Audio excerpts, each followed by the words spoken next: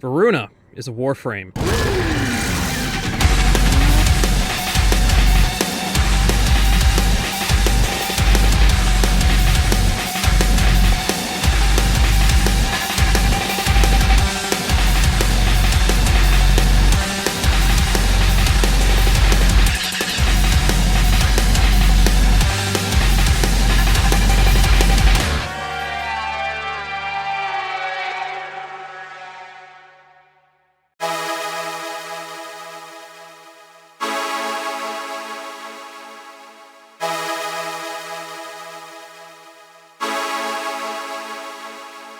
Hi there, I'm usually the funny clip guy on TikTok, but funny clips ain't good for exposure, and I'm out here wanting to make stuff, so I'm going to try to make builds or something.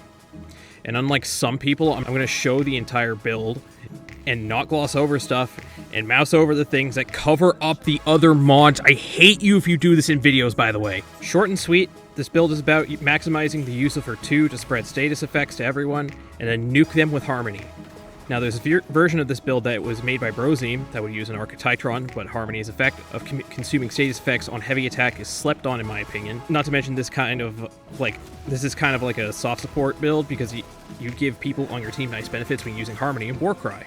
This build is going to require 3 Forma plus 1 Umbra Forma because we utilize Umbral Intensify, but you can use regular Intensify if you're more comfortable with it or don't have the Umbra to spare. Since it's melee based, throw on Steel Char. Prey of Dinar is absolutely needed on this build as it makes your 2 increase its AoE range around your target. With that in mind, we want maximum range, overextended, blind rage, Archon stretch, and for the added energy regen and cunning drift to maximize range and be able to basically hunter leap like it's Left 4 Dead. As for survivability, you want Archon Vitality for the extra fire damage and extra health, plus Equilibrium. Man, this is some bullshit! Boo this man! The Sabushi crowd will sneer, but we make use of her 3 a lot for energy and health because outside of Varuna's stealth and her 2 passive, she gets chunked if she gets hit. So at some point, you're going to be grateful for having a trail of health and energy following you with Vacuum. As for ability duration, you have a couple of choices. Archon Continuity adds a corrosive proc to your 2 as it deals poison on average, but only 1 corrosive proc, so you're not getting much out of it. DE, please fix.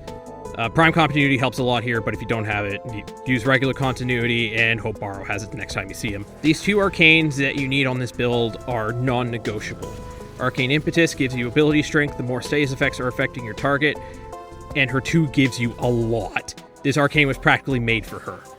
Molt Augmented, more ability strength the more you nuke. Instant Include because you're dealing so much more damage at full stacks. Plus the added stuff with Arcane Impetus, you're basically doing crap loads of damage with her 2, even before you bring in Harmony. Zenarker is the school of choice, and its Tar on Strike gives you extra ability strength and energy regen, as well as more energy orbs on kill that you and your team will love. Preferred companion, this one's up to you. I personally run Death Cube Prime with Vergast Prime for energy generation and status procs that help us with our status spreading and cash outs. Also with adding gas procs that spread nicely with melee influence. Some people would say that Durgia works better for electricity proc, but in my testing that was super inconsistent. And that testing being my friend's sake, who's been playing for way longer than me, says it doesn't work well. Unfortunately, this build also requires Archon shards. You want 3 blue shards for energy, as this build is an energy hog, 1 red for ability duration, and 1 yellow for cast speed. If you get 2 Tauforge blue shards, you can put in a purple shard with the added electricity damage. Also, it just pairs nicely with the amount of electricity we go through. Subsumes. Get rid of her 4, you're not going to need it. Instead, you have a choice between either Rhino's Roar or Valkyr's Warcry. Roar gives you a flat damage increase that is affected by ability strength, however, Valkyr's Warcry gives you attack speed and armor, also affected by ability strength. Both will give you added team utility buffs, but I personally would recommend you use Warcry because since we're using Harmony, scythe stances have weird amounts of wind-up speed, so you're going to lose out on damage if you're going way too slow. Also, as a side note, you have reduced effectiveness on the Warcry as a Subsume, and if a regular Valkyrie is on the team, you're going to get mogged when they press theirs. If you're running with a Valkyrie main, use Roar. If you're also running with a Rhino main, I'm sorry. You're just you're not gonna have a fun time with that. Now for Harmony itself, baseline, it has 36% status proc chance, and with 3 60/60 mods, we boosted up to 100%. We use a standard melee influence setup, but instead of combo modifiers, we use condition overloads for obvious reasons, and we also use melee elementalist because it gives more damage to status effects, and also gives a faster heavy attack. As for other weapons, you can use whatever you prefer on your primary and secondary. When you use your 2, you can already close the gap pretty far. I use the AX52 because funny CS recoil AK, and Latum because, well, the Latum is basically coughing baby versus thermonuclear bomb. Now the obvious question is, why not use the Jade weapon ensemble? I'm gonna be real, I don't like Canter because if you're playing with alone, it's great. But if you're in a group, passive kind of sucks when your teammates just kill everything before your Canter knives return. As for Evensong, the way we're playing Voruna doesn't really help it much when we're getting in close.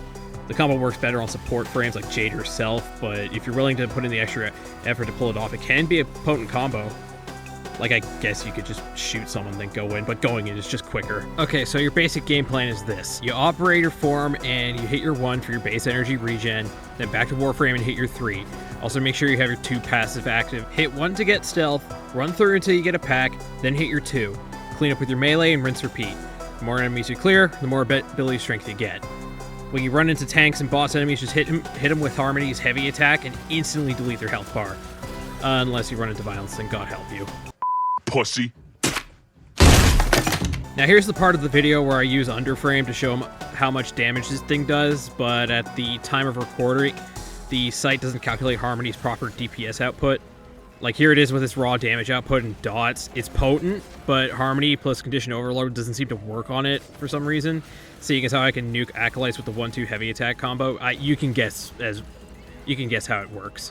I wouldn't take this to level cap, but it works in Steel Path. If you want to do funny numbers with Voruna, this is the build for you. It's also remarkably fun to see 3 trillion status symbols next to your damage, so that's also great. I hope you enjoyed reading my essay as much as I liked writing it. Okay, that's it. See ya.